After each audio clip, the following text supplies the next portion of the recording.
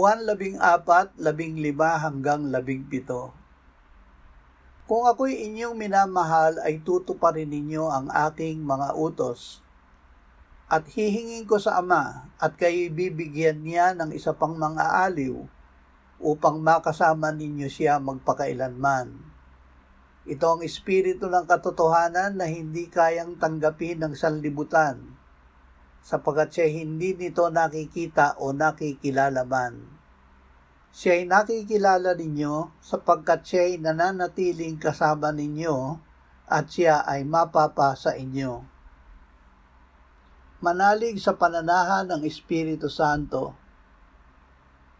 Upang lubos na marinig ang banayad na tinig ng Espiritu, kailangan natin ng pananampalatayang siya ay nananahan sa atin at kailangan nating matutong tumahimik at lumayo sa ingay ng mundo at sariling karunungan.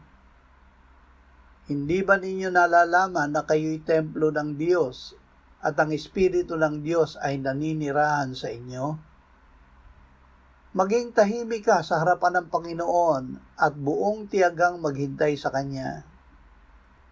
Napakahirap marinig ang Espiritu kung ang ating isip ay puno ng alalahanin at ingay ng mundo.